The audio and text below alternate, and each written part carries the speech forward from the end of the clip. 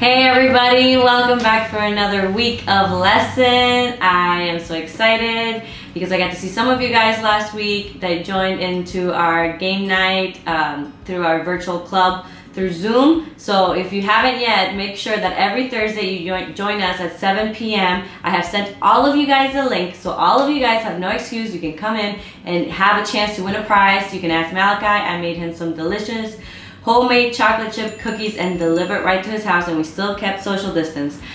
So please make sure you don't miss out on that. Also, every Saturday mornings at 11 a.m. I know I'm asking you to wake up a little bit earlier than 4 p.m. but at 11 a.m. I am doing also a live via Zoom Bible study, and I had the chance to see some of you guys there too. So make sure you stay connected, and also please reach out if you guys have any prayer requests. Other than that, I hope you're staying healthy, safe, maintaining social distance, but also keep doing your school work. I know you guys can do it. I know it's hard because you're not walking to school directly and seeing your friends, but that's still important, so I hope you're doing well with that. And now we have our special guest of the week. Special guest. And here's our special guest. What's up? So today we have my husband, Jonathan O'Brien, with us, and he's also the mastermind behind all these videos. So if you thought that I was smart enough to know how to edit videos, you think too highly of me. But no, it has been Jonathan, so we are very grateful for all your help with these videos. Well, we just want to say thank you for Annalisa for spending all this time. She puts in a lot of time for you guys, caring for you guys, so that's really cool. So, I have a question for you. What have you been up to with this social distancing quarantine life? Well, besides hanging out with you, just really trying to take care of myself. I work at a school, so schools are closed. So what am I gonna do? I'm trying to make a lot of these little videos. Care for my friends, try to call people and let them know that they're alive. So if you guys have an opportunity, if you guys have cool friends, call them up. Social distancing doesn't mean social isolation, so call some people, let them know that you care, that you have good friends, because there's really cool people out there, and I hope you guys can still kind of have that interaction. I love that ICI still provides that place for you guys. Thank you, Jonathan. And guys, feel free to reach out to us. We love to talk to you, pray for you, whatever you need. And yeah, so thank you for being here with us, and he'll be helping us with the story for today. So today we're going to be discussing about what is important in life. What is important for you? What's the most important thing in life for you? That is actually a question that a lot of us may be asking us right now, because we can't go to school, we can't do a lot of the stuff that we used to, and even celebrities are asking themselves this question. And today, through the story of Daniel, we will actually look through his life and what is more important than good reputation, than really good friends, than luxury, fame, good money, and even family. What is more important than that? So I want to ask you the question, what is important to you? And let's look through the life of Daniel. What is the most important thing in life? Now, who is Daniel? Daniel, if you remember, last week we mentioned him briefly in the beginning, was also part of the people that were taken captive from the land of Israel into the land of Babylon. He came along with Shadrach, Meshach, and Abednego. Yes, they all came together and were brought to the land of Babylon, and he was there for a while. Now Daniel, he was a man that really loved God. No matter what, whether he was taken captive away from his family forever, or he was put in really high positions. He loved God, and he went to God for everything. So what does it mean to go to God for everything? He prayed. He talked to God a lot. And because of that, he was able to interpret dreams. So when he was with King Nebuchadnezzar, you remember him? King Nebuchadnezzar. He interpreted about 2 dreams, very important dreams, where God allowed him to give a prophecy, basically something that was about to happen that God knew, and revealed it to Daniel. So Daniel was very close to God, so much that God revealed dreams to Daniel that other people had, and he was able to tell to the king. So he had good favor with King Nebuchadnezzar. He had a good standing because he was able to do that. And King Nebuchadnezzar knew that Daniel had a special connection with God. But guess what? another kingdom came and overthrew the kingdom of Babylon. So now there's another king, and his name is Darius. And now Daniel is still in this land, but taken over by another kingdom. And he's put in a special position. He is a governor, and he rules over this land. And the king really respected him because he was a man of honesty and loyalty, and he respected. He didn't do anything that was greedy or took the shortcuts.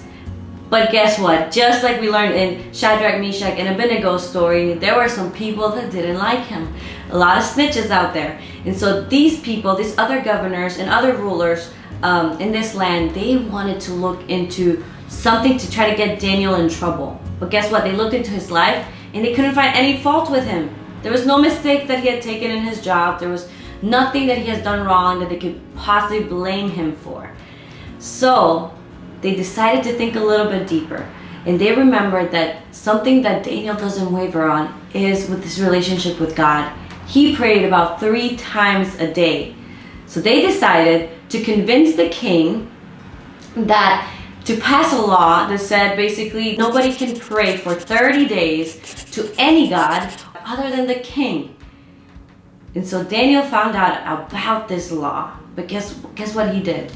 He continued to do exactly just that. He went back into his room and he prayed with an open window and prayed to God.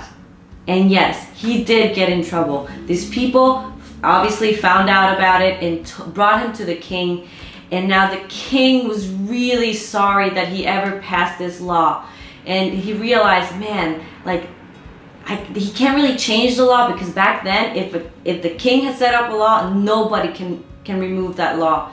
And the punishment for the person that broke the law will be sent into a lion's den. That means that there was a bunch of lions and they throw you in there, and there's no absolutely 100% certainty of death. So King Darius felt very sorry that his most trusted man was put in trouble because he allowed this law to pass. So they threw Daniel into this lion's den. But the king, he was so worried, he felt so guilty that he couldn't sleep and he couldn't eat. So he decided to go really early in the morning and go check up on Daniel. He knew that Daniel served a great, powerful God. And he's like, maybe, just maybe, he might be alive. So let's read with me in Daniel chapter 6, verse 20 to 23. When he got there, he called out in anguish, "Daniel, servant of the living God, was your God whom you serve so faithfully able to rescue you from the lions?"